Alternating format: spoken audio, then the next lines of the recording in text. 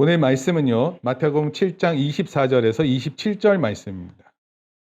마태복음 7장, 제 성경책으로는 신약성경 10페이지 같습니다. 10페이지. 신약성경 10페이지.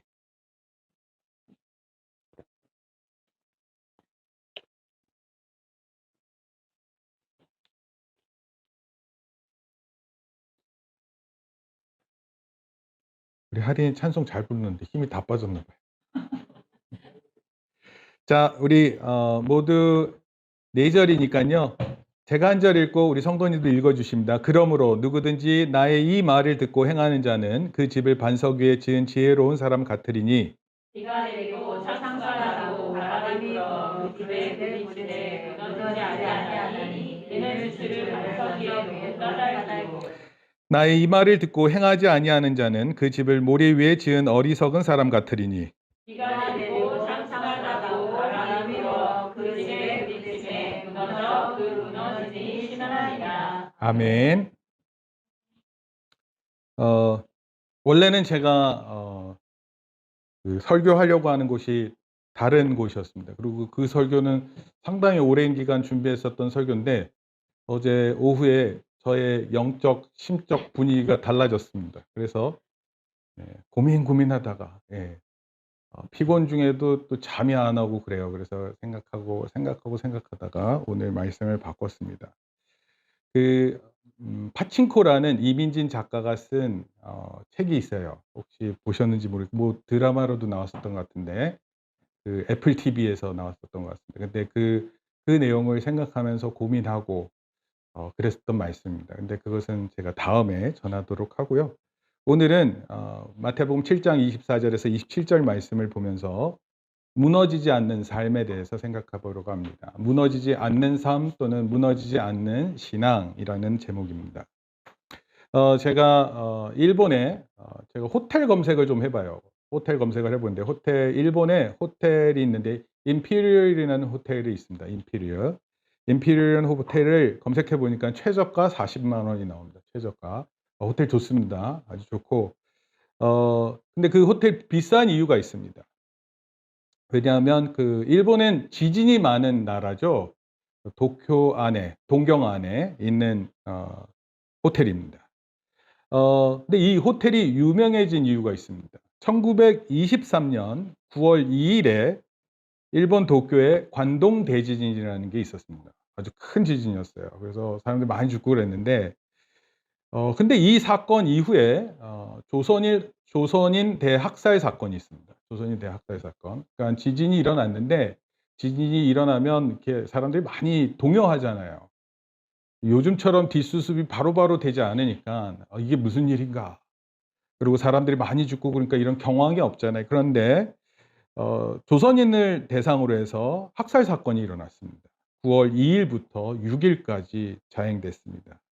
일본 정부에 따르면 약 233명의 사망자가 발생했어요. 그런데 우리나라 그때 독립신문이라는 게 있었는데 그 신문에 따르면 6,661명 이렇게 죽었다고, 학살된 사람의 숫자가 그렇다 이렇게 얘기를 했어요.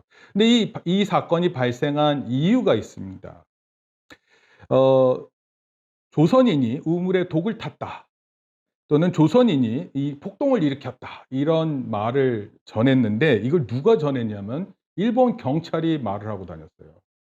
그러니까 일본 시민들도 그것을 듣고 닥치는 대로, 조선인들도 집이 무너지고 그랬을 거 아니에요. 그러면 조선인들도 이렇게 움직였을 거 아닙니까? 그때 그럴 때마다 사람들을 닥치는 대로 무차별 폭행하고 학살했다고 합니다.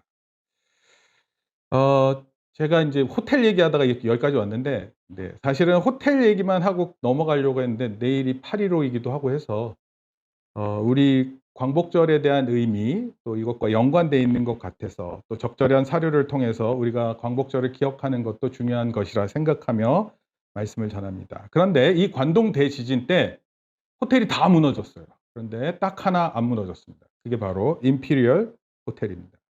임피리얼이라는 단어가 무슨 뜻이냐면 무슨 뜻이죠? 제국이라는 뜻입니다. 제국. 원래 이 일본이 제국주의라는 건 그야말로 그때 당시 가지고 있었던 일종의 강대 국가들이 가지고 있던 사조인데, 뭐냐면 강대 국가들이 약소 국가들에게 이렇게 침탈해서 그걸 다 빼앗는 거예요. 노동력도 착취하고 그 자원도 다 착취하고 곡식도 다 착취하고. 그래서 우리나라가 어떻게 보면 일제 강점기 때 수탈의 역사 이렇게 표현도 하죠. 우리에 있는 것들을 다 뺏겼습니다. 어 이쪽으로 너무 나가려고 하는 게 아니에요. 제 생각은 지금. 그래서 임페리얼 호텔이 다 무너졌는데 얘 안 무너졌다는 겁니다. 미국의 건축가 라이트라는 이분이 만들었는데, 이분이 처음에 그 건축물을 만들 때 2년 동안 기초 작업을 했어요. 2년 동안. 그럼 땅 파고 그 기반을 다지는데, 그 이유가 뭐냐면 다른 게 아니에요. 안전한 호텔을 지으려고 했던 것입니다. 기초 공사만 2 년을 하니까 주변에서 난리가 났죠. 또 "공사가 왜 이렇게 빨리 안 되냐. 도대체 이게 건물을 짓고 있는 거냐."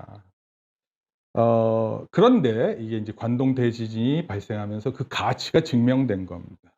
한마디로 이런 거예요. '기초가 든든할 때 무너지지 않는다.'라는 것을 확실히 그 건축가가 믿었고 그것을 증명해 보인 것입니다. 사실 오늘 제가 드리려고 하는 설교의 핵심은 바로 그거예요. 무너지지 않는 건물과 같은 우리 삶의 기초를 생각해 보는 것입니다. 우리가 가진 신앙의 그 기초가 무엇인지, 그것이 얼마나 중요한 것인지를 우리가 생각해 보려고 해요. 예수님이 계셨던 당시 팔레스타인은요, 되게 비가 잘 안 오는 것으로 유명. 특히 여름에 비가 안 와요. 아주 혹독합니다. 그리고 언제 비가 오냐면 겨울에 비가 와요. 자, 만약에 건축을 한다고 생각하면 비 올 때 건축할 수 있어요? 못하죠. 그러니까 언제 해야 되냐면 더울 때 해야 됩니다. 봄부터 가을에 이르는 그 더운 시기에 그 기초를 다지고 그리고 건축을 세워야 되는 거예요. 그런데 이 땅을 파고 기초를 세우는 게 힘들면 어떻게 해요? 그냥 대충 그 위에다가 세우는 거예요. 근데 이게 비가 안 올 때는 상관이 없죠. 근데 비가 왔을 때 문제가 되는 거예요. 우리도 한번 비가 많이 와 가지고 지난주에 우리 그런 경험했잖아요. 한 번씩 갑자기 너무 많은 비가 오면 그냥 원래 우리가 걷던 도로가 그냥 강처럼 물이 흐르는 거예요. 우리 여기 올라오시는 데도 보면 이 물이 도로로 중심으로 해서 계속 흘렀어 가지고 이 땅이 많이 파여 있어요. 그래서 만약에 갓길로 가면 상당히 위험할 수 있습니다. 그래서 될 수 있으면 안전하게 움직이셔야 돼요. 근데 이게 당연한 겁니다. 비가 많이 왔을 때는 모든 토사들이 흘러내려가면서 집이 무너질 수 있다라는 것을 예수님께서 말씀하고 계시는 거예요. 특히 요즘에는 그 땅꺼짐 현상 있잖아요. 비가 많이 오거나 또는 이렇게 건축을 하다 보면 무거운 이렇게 뭐라 그래요? 그 건축물에 의해서 누르는 힘이 있다 보니까 싱크홀이라 그래 가지고 갑자기 이렇게 확 파이는 현상이 있습니다. 여러모로 주의를 해야 돼요. 특히 요즘에 싱크홀들은 도심지를 중심으로 훨씬 더 많이 일어납니다. 자연 현상보다 도심지에서 더 많이 일어납니다. 예전에 그 롯데 그 새로 그 롯데 타워 있잖아요. 거기 서울타워인가 그런데 거기를 지을 때 그 건축물이 되게 높으니까 기반을 엄청나게 닦았는데 그때 거기 있는 호수 있죠? 그 무슨 호수죠? 석천호수. 석천호수에 갑자기 물이 확 빠진 적이 있습니다. 그 사람들 되게 놀랐다고 해요. 갑자기 그 물이 다 어디로 갑니까? 근데 그 물이 그렇게 빠져나갔을 경우에는 빈 공간이 생겼었을 때 위에 누르는 하중을 견디지 못해서 무너질 수 있는 게 바로 싱크홀입니다. 하여튼 우리가 오늘 좀 생각해 보려고 하는 거예요. 과연 이렇게 큰 물이 우리를 휩쓸고 지나갈 때 과연 우리가 든든히 서 있을 수 있는 그런 신앙이 있는가?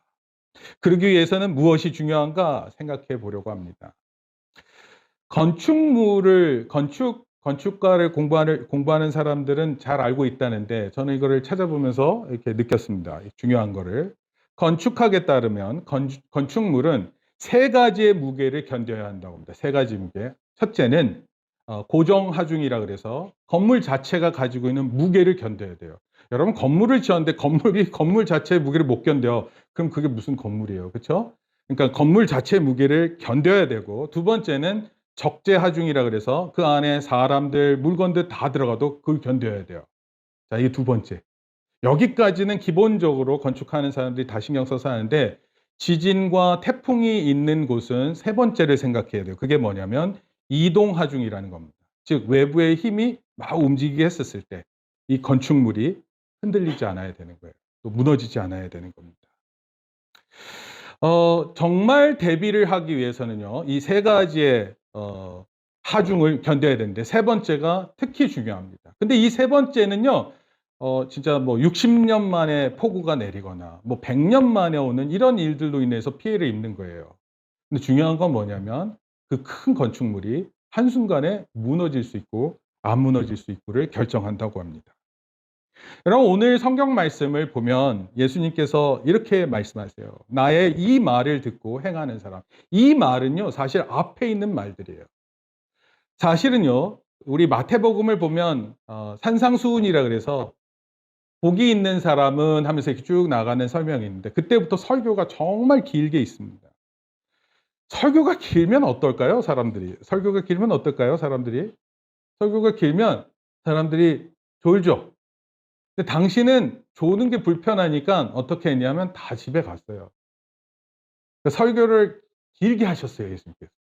아마도 하시고 싶은 말씀이 너무 많았던 것 같아요. 목사님에 비하면 아무것도 아닙니다. 목사님 만약에 마태복음 산상수훈 설교 지금 이 자리에서 하면 아마 내일 끝날지도 몰라요. 막 그 정도의 양이에요. 그런데 예수님께서 쭉 설교를 하시고 그러고 말씀하시는 거예요. 뭐라고? 이렇게 얘기하십니다.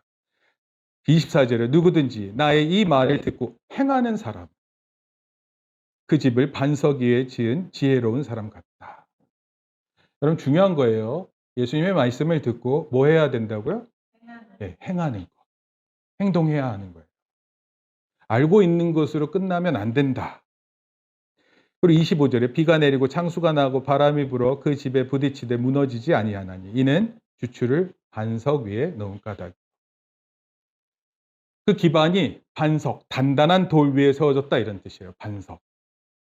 나의 이 말을 듣고 행하지 아니하는 자는 26절에 그 집을 모래 위에 지은 어리석은 사람 같으니 비가 내리고 창수가 나고 바람이 불어 그 집에 부딪힘에 무너져 그 무너짐이 심하니라. 여러분 이번에 그 물 피해를 받은 많은 사람들 상태를 보면 진짜 뭐 가게들은 진짜 이루 말할 수 없을 정도로 손실이 막대합니다. 생명을 잃은 사람들 이야기도 있고 또 생명을 구하려고 했었던 사람들의 이야기도 있습니다. 그 인터넷, 유튜브 같은 데 돌던데 특히 그 창살 뜯어서 사람 구조하는 장면은 되게 감동적이기도 했습니다.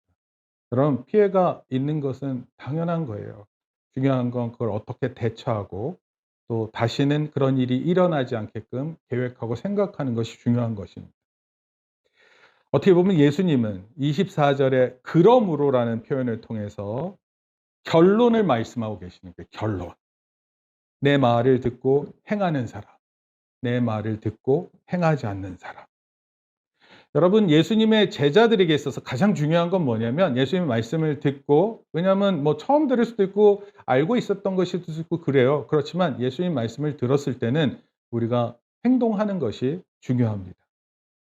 그럴 때 우리가 신앙이 자라게 되고 그것을 자기 스스로를 계속 점검해 나가는 것이 가장 중요한 겁니다. 어떻게 보면 우리가 교회라는 걸 통해서 함께 신앙의 역량을 강화시키는 측면도 있지만 한편으로는 각자가 하나의 말씀에 대한 믿음의 반응을 통해서 아주 든든한 반석 위에 세워 나가는 것이 중요합니다. 그러나 어리석은 사람은 그렇지 않아요. 지혜로운 사람이 그 기초를 닦는데 시간이 많이 걸리거든요. 여러분 하나님 말씀을 생각하면서 나 이거 어떻게 행동해야지? 이거 고민이 필요한 거예요. 가만히 누구 하는 걸 따라갈 수도 없고요. 따라한다고 해서 되는 것도 아니에요. 내 안에 고민이 있는 겁니다. 어떻게 보면 하나님의 말씀은 나를 위해서 특별하게 다가오는 말씀일 수도 있어요. 나의 구체적인 죄악에 대해서 하나님 요구하시는 것일 수도 있습니다. 나의 잘못된 구체적인 습관에 대해서 하나님 말씀하시는 거예요. 근데 다른 사람이 반응 보이는 걸 쫓아간다 그럴 수 없죠. 중요한 건 하나님 말씀에 대해서 내가 반응하고 내가 순종하는 것입니다. 자, 무너지지 않는 삶, 무너지지 않는 믿음을 세우는 것이 어떤 차이점을 가지고 있는지 세 가지로 살펴봅니다. 첫째, 한번 따라하십니다. 무너지지 않는 우리 신앙의 무너지지 않는 우리 신앙의 기초가 중요합니다. 기초가 중요합니다. 제일 중요한 건 기초예요. 기초를 쌓는 게 중요합니다. 여러분, 운동 같은 거 배울 때 처음에 똑같은 자세를 굉장히 많이 반복합니다. 진짜 그게 몸에 어떤 자세든지 그 동작이 나올 수 있게끔 해요. 이해되세요? 그리고 스포츠를 하는 사람들에게 심리적인 것도 되게 중요해요. 그 분위기가. 제가 테니스를 배울 때 테니스 코치가 이런 얘기를 해 줬어요. 이제 한 두 게임을 치면 코트를 교체하거든요. 그럼 코트를 교체할 때 선수가 이렇게 지나갑니다. 그때 이제 '내가 피곤하지 않다.'라는 걸 다 상대방 선수한테 느껴지지 않게끔 어떻게 하냐면 숨을 차분하게 쉬면서 지나가는 거예요. "나 힘들지 않아." 이걸 보여주는 거예요. 근데 거기 지나갈 때 숨을 이렇게 해서 지나가면 상대방이 바로 느껴요. '넌 안 되는구나.' 이런 걸 느끼는 거예요. 압도당하는 겁니다. 여러분 그런 자세들, 모습들 그런 게 되게 기초적인 건데 되게 중요합니다. 되게 중요해요. 여러분 스포츠도 그런데 우리의 신앙생활도 기본이 너무 중요한 것이겠죠. 그 뉴욕에 가면 맨하탄이라는 곳이 있어요. 지역이 있어요. 맨하탄 지역에는 고층 건물이 많습니다. 막 100 층짜리 건물들이. 여러분 그런 100 층짜리 건물들 기초 어떻게 돼 있을까요? 단단해야 될까요? 안 단단해야 될까요? 요 100 층이 서 있는데 엄청나게 단단해야 돼. 근데 그 맨하탄의 그 밑에 땅이 돌이에요, 돌. 단단한 돌층입니다. 그러니까 거기에 세우니까 안전하게 있는. 물론 이제 뭐 9.12 사태 때 비행기 2대가 폭파시켜서 건물이 2개 무너지기도 했지만 그러나 근본적으로는 잘 서 있는 빌딩입니다. 그 이유가 바로 기초에 달려 있는 것입니다. 기초라는 건 이런 거예요. 예수님 말씀에 따르면 내 말을 듣고 행하는 사람. 이것이 기초예요. 반석이냐 아니면 모래냐의 차이점은요. 예수님의 말씀을 듣고 행동하느냐 아니냐에 달려 있는 것입니다. 만약에 그렇지 않을 때는 행동하지 않으면 예수님의 말씀이 그렇게 크게 느껴지지 않습니다. 여러분 제가 말씀드리지만 우리 여름 성경학교 수련회를 통해서 어떻게 보면 하나님이 갖고 계시는 가치가 우리가 가진 가치와 이렇게 부딪히는 거예요. 이 부딪히는데 이게 둘 중에 하나여야 되잖아요. 괴롭든지 '아 나는 이렇게 살고 싶지 않은데 왜 하나님 자꾸 이렇게 요구하시' 그래서 괴롭든지 아니면 내가 하나님에게 전적으로 동의하는 그 마음으로 가는 자세예요. 두 가지밖에 없습니다. 뭐 설교를 들으면 좋을 수도 있고 피곤할 수도 있고 그렇죠. 예. 목사님이 설교하다가 졸면 어떻게 될 것 같아요? 그러나 목사님이 설교하다가 졸면 어떻게 될까요? 큰일 나죠. 네. 제가 졸면 여러분 아마 긴장될걸요. 그렇지 않습니까? 네. 긴장되겠지? 그치? 그러니까 누군가는 경각심을 갖고 또 누군가는 신앙에 있어서 기초를 세우는 것이 너무나도 중요한 것을 깨달아서 예수님 말씀에 내가 그 말씀을 듣고 행해야 되겠다 이런 마음이 있어야 되는 거예요. 사실 예수님의 말씀은요. 반석이에요. 반석.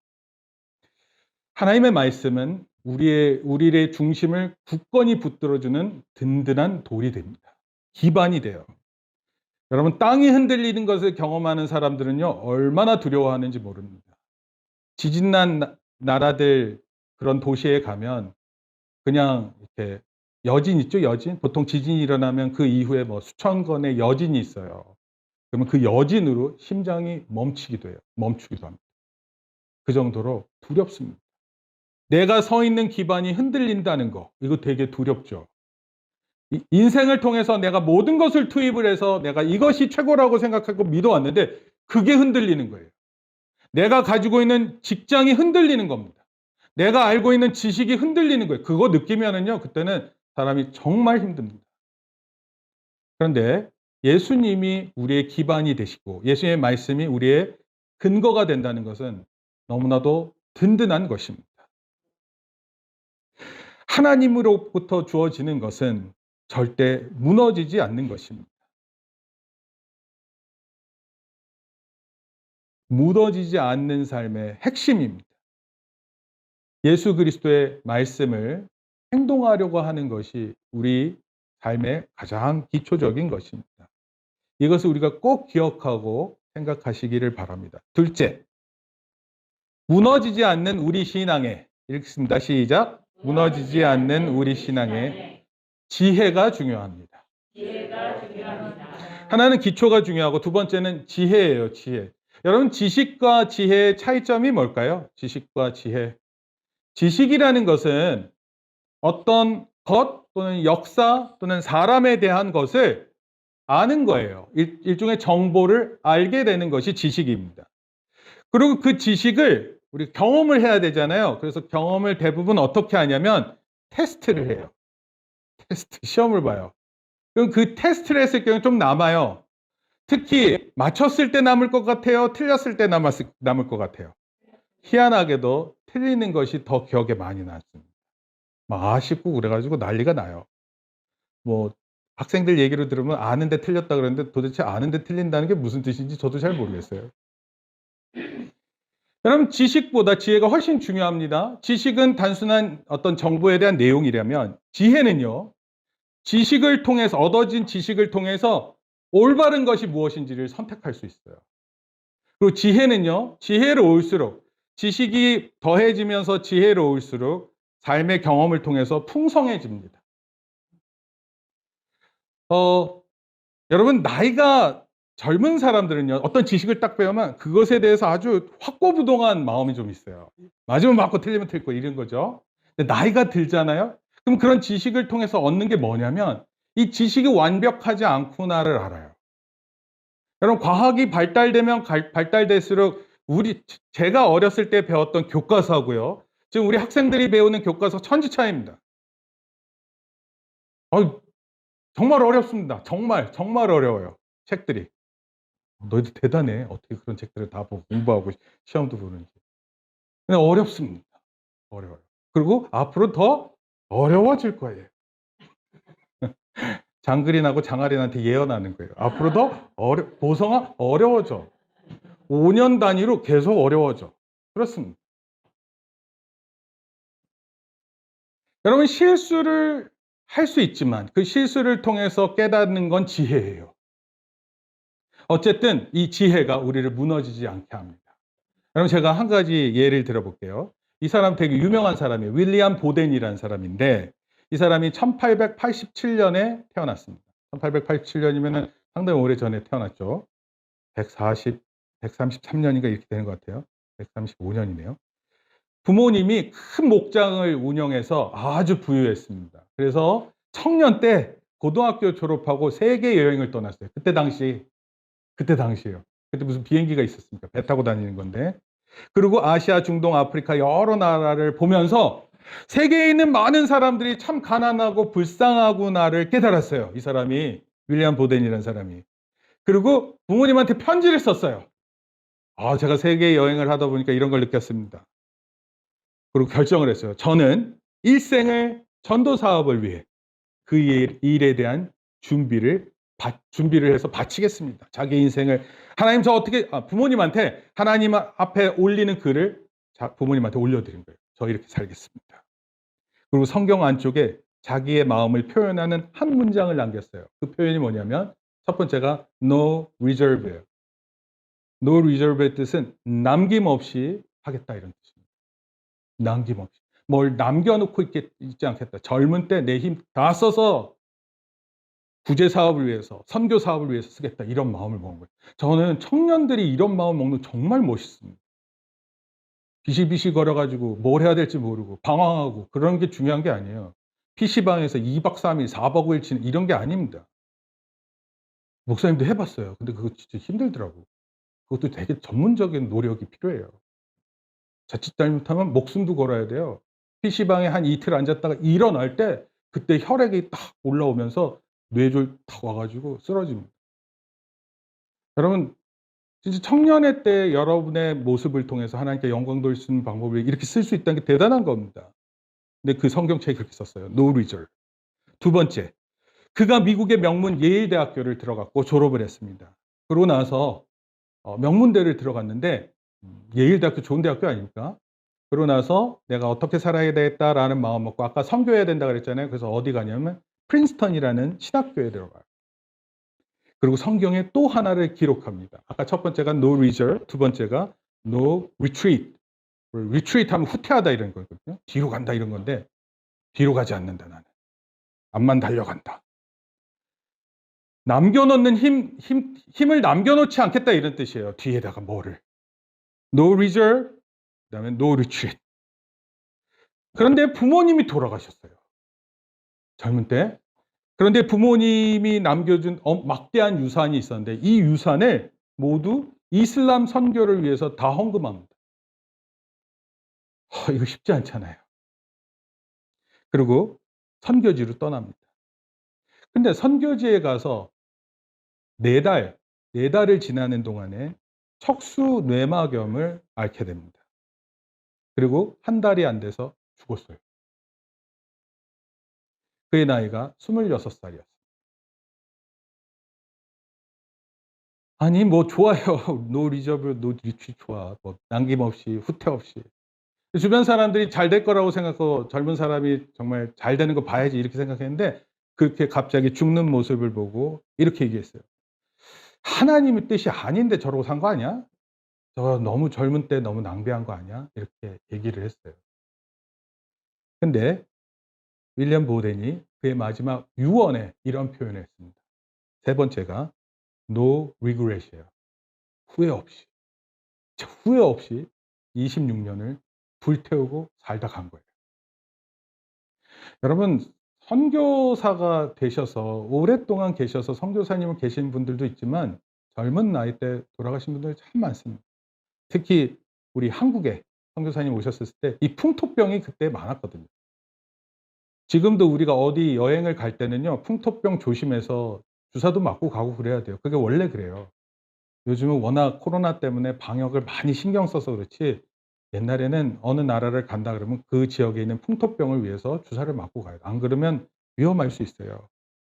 근데 선교사님도 그렇게 지냈어요. 윌리엄 보덴이라는 사람이 그렇게 지냈습니다. 윌리엄 보덴의 그 묘비명에 이렇게 써 있어요. 어, 그리스도에 대한 믿음을 떠나서는 그의 삶을 설명할 길이 없다. 너무 멋있지 않아요? 그리스도에 대한 믿음을 떠나서는 그의 삶을 설명할 길이 없다. 도대체 26살에 왜 죽었는지를 설명할 길이 없는. 근데 예수님에 대한 믿음, 그것이 그를 표현하는 것과 같은 것이다 생각했습니다. 보덴은 살아서 전도한 사람보다 죽어서 전도한 사람이 많다는 사람으로 유명합니다. 24절이죠. 누구든지 나의 이 말을 듣고 행하는 자는 그 집을 반석 위에 지은 지혜로운 사람 같으니. 여러분 지혜로운 사람이 뭔 줄 아세요? 말씀을 듣고 행하고 지혜를 가지고 사는 사람을 의미합니다. 지혜로운 사람과 어리석은 사람의 차이점은요. 내일이 달라요. 내일, 투마로우가 다른 거예요. 오늘만 살겠다고 사는 사람들이 아니에요. 내일을 알고 준비하는 사람입니다. 저도 최근에 뭐 여름 성경학교다 또는 이제 또 수련회 이런 걸 하니까 막 어떨 때 그것에 파묻혀 지내요. 말씀을 진짜 깊이 생각합니다. 그리고 제가 어떻게 해서든지 제 경험을 가지고 있는 것을 전달하고자 제 삶을 돌아봅니다. 저도 제가 인생을 살아왔지만 다 기억하는 게 아니잖아요. 많이 까먹었어요. 근데 그런 것들을 살핍니다. 그런 것들을 생각하고 '하나님 나를 어떻게 인도하셨었다.' 그리고 제가 우리 학생들한테 "내 삶대로 살아라." 이렇게 얘기할 수는 없으니까 하나님을 의지하고 믿으면 하나님 믿는 믿음의 삶이 어떤지를 다 경험하게 될 것을 얘기해 주는 거예요. 여러분 후회 없이 살 것을 간절히 바라는 마음으로 전하는 것입니다.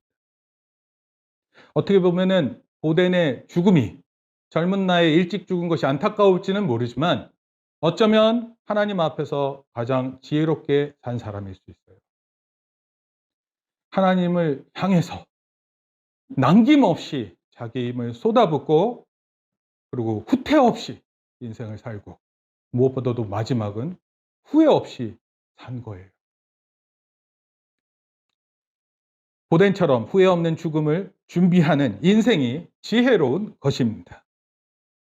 셋째, 따라하시겠습니다. 셋째로 무너지지 않는 우리 신앙에 순종이 중요합니다. 여러분 우리가 가져야 된 그러니까 창조주 하나님 앞에서 우리가 가져야 될 태도는 다른 거 없죠. 예를 들어서 하나님께서 누가 이 일을 좀 했으면 좋겠을까 그러면은 여러분 듣는 대로 바로 순종해야죠. 하나님 제가 하겠습니다. 하나님 줘요.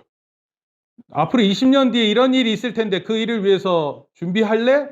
네, 준비하겠습니다. 달려들어야죠. 내가 가장 하나님 앞에서 선한 일을 위해서 부름받아서 살겠다는 다짐을 가져야 될 거 아니에요. 덴마크에 키에르케고르라는 사람이 있습니다. 키에르케고르. 네. 이름이 좀 어렵죠. 철학자인데 이 사람은 기독교 신앙을 가진 사람이에요. 근데 이 사람이 교회를 보면서 느꼈던 거가 있어요. 이렇게 표현했습니다.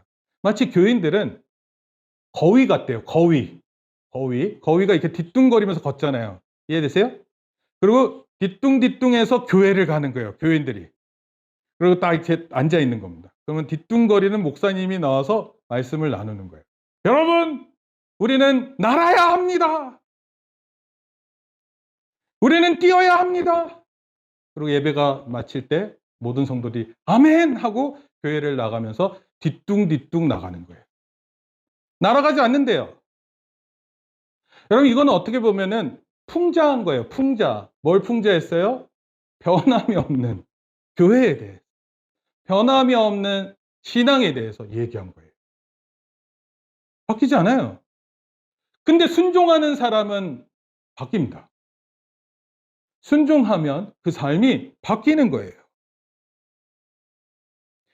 24절, 26절 두 번 반복되면 누구든지 나의 이 말을 듣고 행하는 자는 그 집을 반석 위에 지은 지혜로운 사람 같으리니 나의 이 말을 듣고 행하지 아니하는 자는 그 집을 모래 위에 지은 어리석은 사람 같으리니. 여러분, 지혜와 어리석음의 차이가 순종이에요. 순종. 그것을 알겠습니다. 지금 바로 하겠습니다. 하는 사람하고 알겠습니다. 생각해 볼게요. 차이가 나는 거죠. 말씀을 많이 알아도 순종이 없는 사람은 자기를 기만하는 것입니다. 안다는 것으로 마치 잘하고 있다고 착각하는 것입니다. 그래서 야고보서에 보면은 거울을 보고 있으면서 자기의 거울을 통해서 자기 얼굴을 봤거든요. 근데 그 얼굴이 이상한 게 있는데도 돌아서면 그 이상한 것을 까먹는 것과 같다, 그렇게 표현했어요. 말씀 읽어드릴게요. 야고보서 1장 22절에서 24절. 너희는 말씀을 행하는 자가 되고 듣기만 하여 자기를 속이는 자가 되지 말라. 누구든지 말씀을 듣고 행하지 아니하면 그는 거울로 자기의 생긴 얼굴을 보는 사람 같아서 제 자신을 보고 가서 그 모습이 어떠했는지를 곧 잊어버리거니와. 무슨 뜻이죠? 여러분, 자기를 못 봐요. 말씀을 통해서 자기를 보는 것이 마치 거울을 통해서 자기를 보는 것과 같은데. 요즘에 우리 학생들 보면 거울 다 들고 다니죠? 거울 있는 사람. 네. 아니, 뭐 계속, 네. 계속 똑같은 빗질을 하고 그러는 우리 여자친구들도 있는데, 네. 거울 자주 보잖아요. 왜 그렇게 봐요? 혹시라도 머리카락 하나가 이렇게 삐뚤어져 있으면 안 되거든요. 모든 게 머리 한쪽 방향으로 다 줄을 맞춰서 해야 되고, 골고루 분포돼야 되고 그러거든요.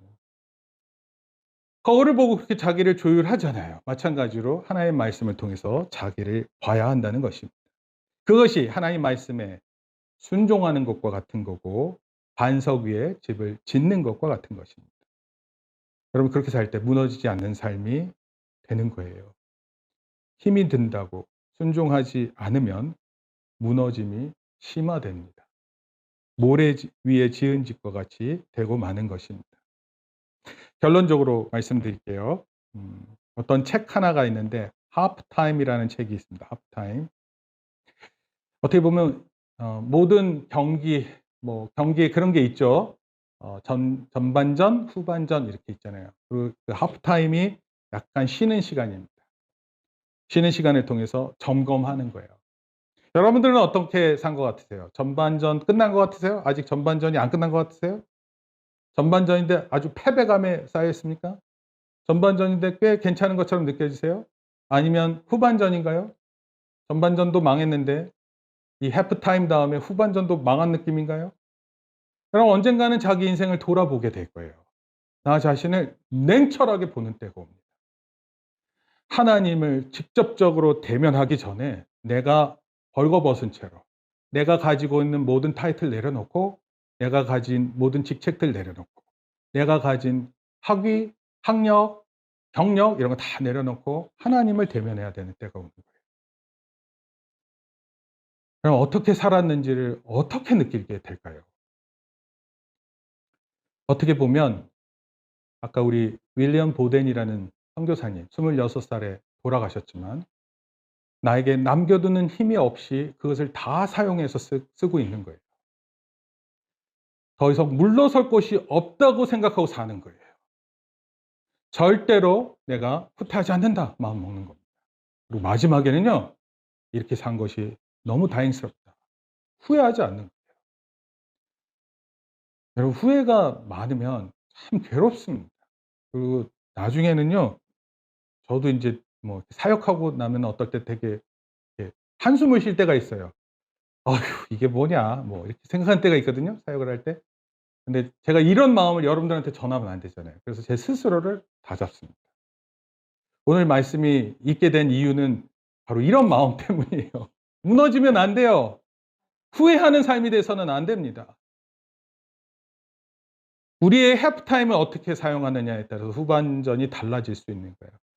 우리 2022년도 전반기 어떻게 살았는지 방학이 끝나면서 뭐 직장인들한테는 방학이 어디 있습니까? 휴가가 끝나면 또 새로운 것을 진행하는 것입니다. 부디 무너지지 않는 삶이 되도록 기초를 특별하게 다질 수 있는 저와 여러분들 되기를 바랍니다. 무엇보다도 기초를 다지는 거예요. 주의 말씀을 듣고 행하는 것입니다. 그리고 지혜를 분명하게 얻는 거예요. 여러분 지혜를 얻는 순간이 있을 때 그것을 통해서 잘 습득하세요. 여러분 때로는 막 이렇게 자녀를 키울 때 보면은 이렇게 화로 막 혼내다가도 때로는 혼내서 되지 않는다는 걸 알 때는 혼내지 않잖아요. 그렇다고 해서 내버려 두는 것도 또 능사가 아니에요. 그래서 지혜가 필요합니다. 순종이라는 것이 하나님 앞에 순종은 얼마나 중요한지 모릅니다. 여러분 준비되어 계세요? 하나님 말씀이 어떤 말씀이든지 내게 탁 들어오면 네, 제가 하겠습니다. 이런 마음이 있으세요? 그럼 이런 마음이 될 수 있도록 준비해야 되는 것입니다. 그럴 때 우리의 삶이 무너지지 않습니다. 우리의 신앙도 흔들리지 않는 것입니다. 이런 복된 성도의 삶이 되시기를 예수님의 이름으로 축원합니다. 아멘. 기도하시겠습니다. 하나님 아버지 감사합니다. 누구든지 내 말을 듣고 행하는 사람이 반석 위에 지은 집과 같다고 말씀하셨습니다. 이 반석은 단순히 건물로서가 아니라 어떠한 시련에도 무너지지 않는 것과 같습니다. 하나님 우리가 이런 믿음 가지고 살게 하여 주시옵소서. 어떤 슬픔과 어떤 괴로움과 어떤 표현이나 말이든지 간에 우리가 낙심하지 않고 끝까지 최선을 다하고 후회 없이 또 후퇴 없이 남겨놓는 힘 없이 모든 것을 하나님께 사용할 수 있는 우리의 모든 성도들에게 한 주간 붙들어 주시옵소서. 지혜를 덧입혀 주시옵소서. 깨달은 만큼 배우게 하시고 이를 통해 인생을 개척해 나가고 하나님 원하시는 영광된 삶을 살 수 있게 우리 모든 성도의 삶을 붙들어 주시옵소서. 우리 이제 다음 주에 개학하는 학생들에게 하나님 지혜를 허락하여 주시옵소서. 많은 지식도 중요하지만 잘 배워서 잘 사용할 수 있는 실력을 연마할 수 있는 우리의 자녀들 다 될 수 있게 붙들어 주시옵소서. 예수님의 이름으로 기도합니다. 아멘. 이제는 우리 주 예수 그리스도의 은혜와 하나님 아버지의 크신 사랑과 성령님의 감화 감동 교통하심이 이제 우리의 믿음의 삶이 든든하게 세워지기를 소망하고 돌아가는 우리 성도들 머리 위에 이제로부터 영원토록 함께 있을지어다. 아멘.